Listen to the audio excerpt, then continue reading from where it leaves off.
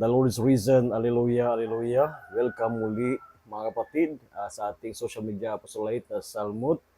Salita ngayon po ay araw ng Huwebes, May 22, 2025.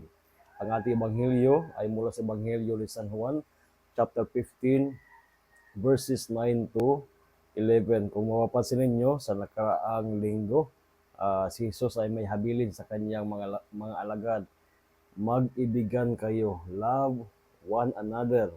Sa pamagitan ninyo pag-iibigan, kayo ay makikilala ng mundo na kayo ay aking mga alagad. So sa mga araw na ito, itong mga araw ng linggong ito, ika-5 linggo, binibigyan ni Kristo ng kahalagahan kung papaano manatili sa Kanya.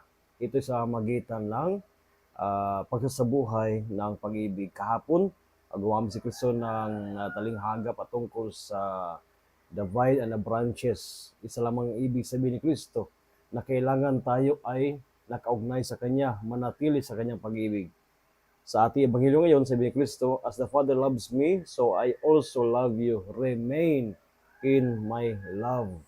If you keep my commandments, you will remain in my love, just as I have kept my Father's commandment and remain in His love. So si Kristo ang siyang huwaran ng pananatili sa Ama.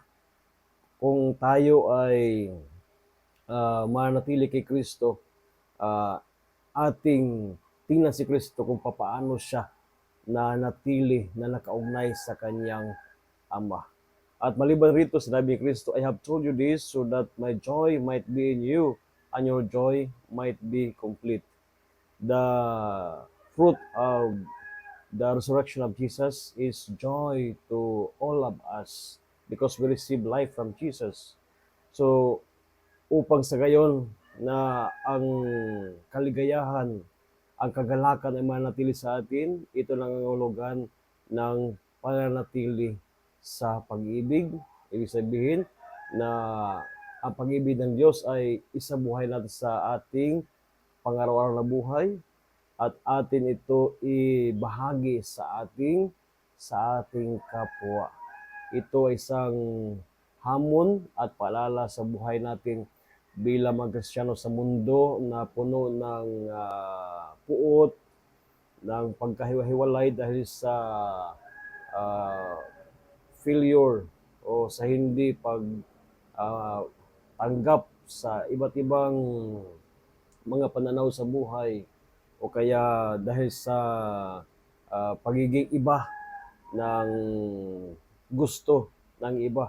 Kaya minsan ay nahirapan na umibig sa mga taong katulad nito. Subalit ang Panginoon na siyang Panginoon ng pag-ibig, God is love, siya ay patuloy na nagmamahal sa bawat sa atin at hindi niya tayo ay pinipirsa na mahalin siya. Siya ay patuloy lamang nagbibigay sa ating mga biyaya upang sa gayon sa mga pagpapala na kanyang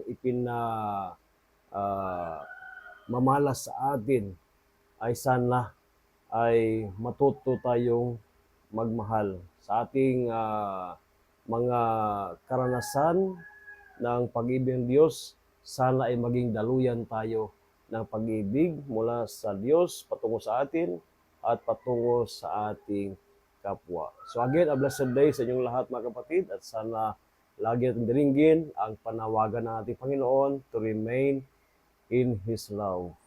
And may the Lord may continue to bless all of you as you continue to participate sa ating mission sa social media sa pamagitan ng inyong paghikayat at pag-follow sa ating social media apostolate na Salmut Salita. Of course, as a follower of Salmut Salita, rest assured of my prayers for each one of you, kasama ang inyong mga mahal sa buhay. So again, a blessed day sa inyong lahat at ingat po kayo palagi.